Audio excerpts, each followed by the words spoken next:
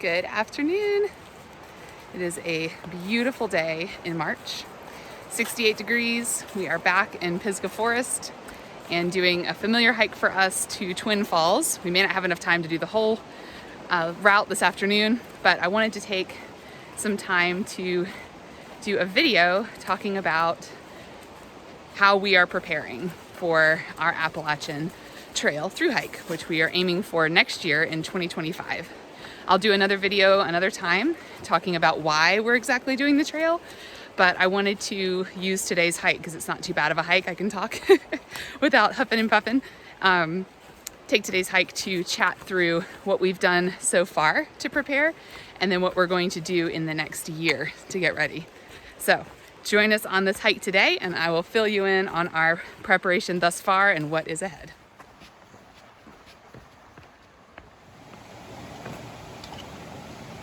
Nice. Sure. Those water striders just floating down. Shallow little half. Almost there. Woo, we made it across the log there. The bridge has been out for a while and that log just keeps getting less and less sturdy. But we made it. So what have we done to prepare so far for our AT thru hike next year? So we're like 12 months out. For the past 4 years, we've hiked a lot. We started small, a mile here, walking around the neighborhood, easy trails in Pisgah Forest. And then we slowly built up. So the kids' endurance has been growing over time. We eventually built up to a couple of backpacking trips that were not too long, but like 2 to 3 days.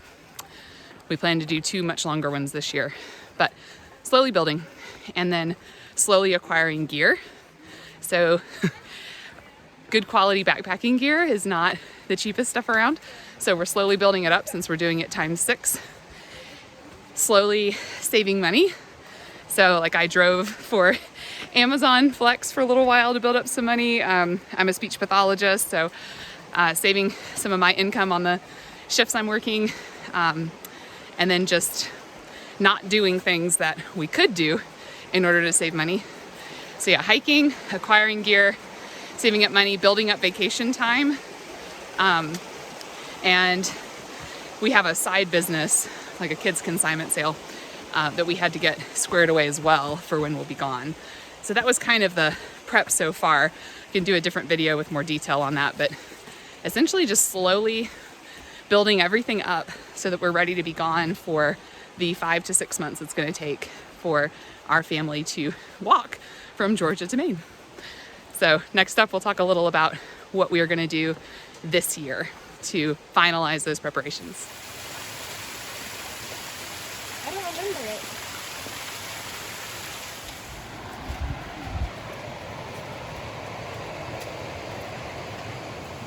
We've had a lot of rain recently.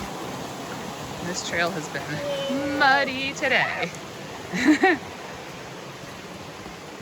But that's meant bonus waterfalls here and there with all the extra water runoff.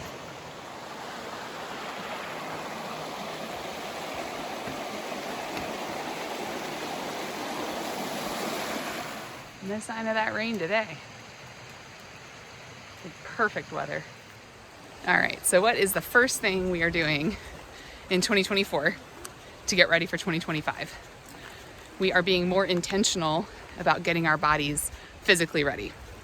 So what that looks like for our family is having step goals for everybody. We've all got Fitbits, and the kids each have a step goal for each day, 10,000 steps a day. David's going for 12, I'm going for 13. We are, each month, we are adding in exercises, just strength building. Got a water crossing here. So for February, we were doing push-ups each day. And then for March, we increased the number of push-ups each day, and we've added step-ups for our legs. So just little things to be a little bit more intentional. Sorry, more water. A little more intentional about strengthening our bodies to get ready. And then on hikes like this one today, when we really don't need to carry much of anything, because this is only like a 3 or 4 mile hike, we're carrying weight. So I have a couple of jugs of water, like 2 gallons of water in my bag. That's about 18 pounds. Most of the kids have probably around 10 pounds or so in their bags with just dumbbells, building up that endurance to have weight on our backs. And eventually we'll get to where our walking around the neighborhood will have weight as well. So just building a strong base so that we're ready for the trail next year. I'm not doing anything to harm you. Now pointing your stick at it to try and move off trail.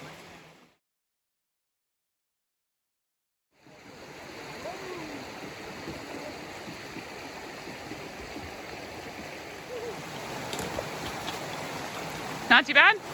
Okay.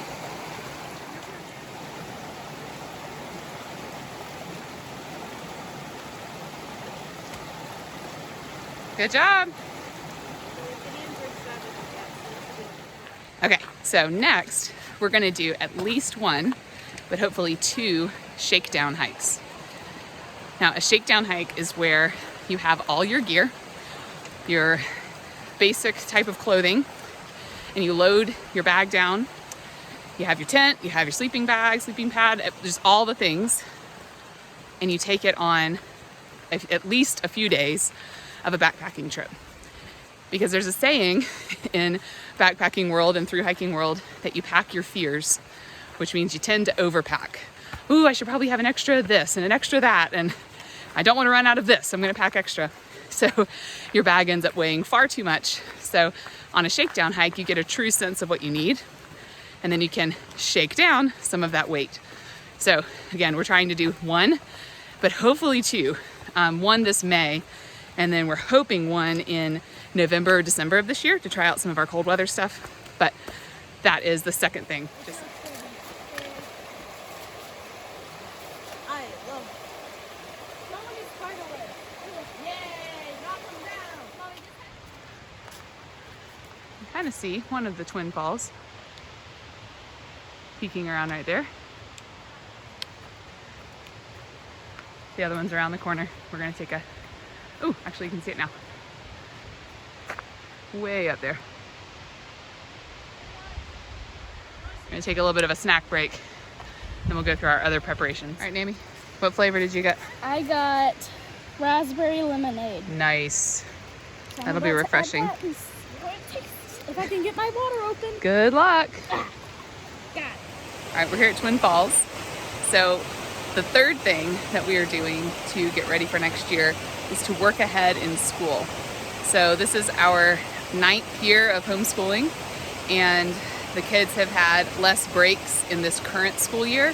So we'll actually wrap up our school year early April and then start the next school year the beginning of May, so that we can wrap up hopefully by mid to late February of 2025, so that all 4 kids will have finished the grade that they were in prior to getting on trail. We'll hike and not have like book learning on trail. There will be plenty of learning happening. They'll definitely have their PE credit, but we won't do any strict curriculum kind of work until we get back in hopefully September, mid to late September. So that's the third thing we're doing, is just working ahead with homeschool so that we don't have that burden on us while we're hiking. Here's a better view. We've got one falls on that side, and one over here that actually keeps going up. It's just hard to see with all the trees. So the fourth thing is exactly what I'm doing right now, is practicing these videos so that I am able to do them efficiently. We would love to be able to do a daily vlog to keep people up to date. There comes Gideon. He left his poles back where we were hanging out. Got him? All right, good. Anyway, we would love to do a daily video update that's just I don't know, no more than 10 minutes. But to keep people kind of up to date on where we are, especially for our family back home. And so I don't want to spend a ton of time editing and dealing with sitting in the tent, you know, when we're needing to rest because we're exhausted, and then end up needing to edit for hours. So practicing that now so that I'm efficient later, and also testing out gear. I'm just using my phone right now, but potentially getting a GoPro or another kind of camera that might be a little higher quality video. These kids are running ahead. It's okay. I'm gonna keep up my slow and steady pace so I don't end up on my face on the ground. Okay, the next thing that we're gonna be doing is figuring out what to do with our house while we're gone. We initially looked at potentially listing it on Airbnb and just doing short-term rentals while we're gone. But the amount of work we would have to do to get our house ready for the expectations of short-term rentals was just too much, both time-wise, like the amount of time we'd have to invest, and money-wise. So instead, we're planning to do unofficial short-term rentals for like our friends and family that are out of town. So if you're watching this and you are friends and family who are not living in Western North Carolina and you want to be able to come and have a cheap vacation home during the time we're gone next year, let me know. We'll be setting up like a calendar for that and getting it up and running. But that way, that helps towards mortgage payments while we're gone, and also has someone kind of looking after our house here and there while we're on trip. Oh, I do too. Yep, get them on your wrist. There you go. That way you can just let them hang while you're holding onto the rail. There you go.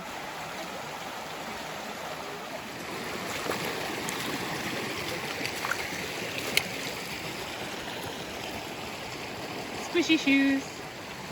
So there used to be bridges at all of these water crossings, but because of flooding a few years ago, they've all been washed out. So it makes for interesting trekking here on Twin Falls Trail.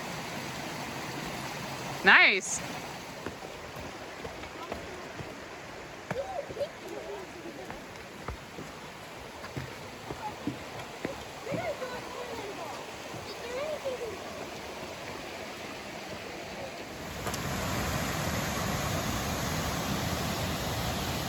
So we've got about half mile maybe left to the car, and got one more thing we're doing to prepare this year for next year. There's definitely other things that could have made this list, but I was kind of picking the top things to discuss for now. But the last thing is figuring out ways to stay connected while we're away. And while this is important for me and for David, it's far more important for our kids. So 6 months really isn't that long, but when you're a kid, being away from friends for 6 months and extended family for 6 months is a long time. And so, you know, we're gonna do that different ways. We're trying to be creative with some ideas. And if you've come up with ideas before, if you've done long distance hiking and have been able to keep in touch with people back home besides just like a FaceTime here and there, definitely drop them in the comments so I can check those out. But we're planning to hopefully set up some pen pals with friends and with certain post offices along the way that will hold hiker mail. Care packages, same kind of thing, where, you know, a family member or close friends could send, we could give them the box even to send, but have them send it with notes or whatever else for the kids. And what I'm especially excited about is hopefully setting up some little spurts here and there where we can meet up with folks along the trail. You know, we'll be starting in Georgia. We definitely have people that we know in the lower third of the trail, the first third of the trail or so. We have a couple of folks as we get into New England.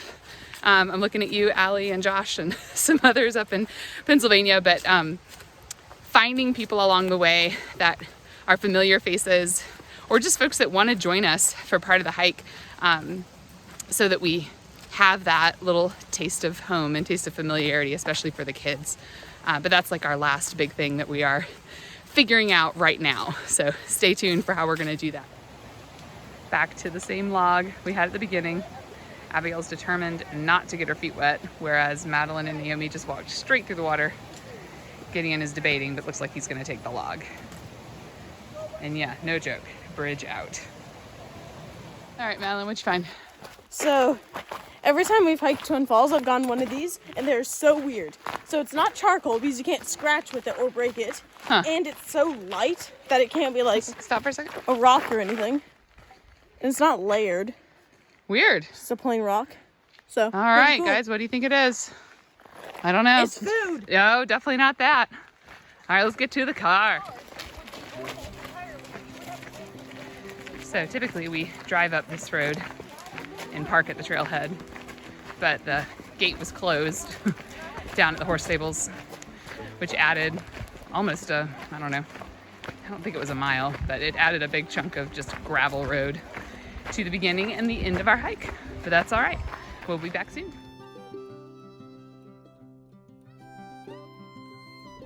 All right, guys, so we're back to the car.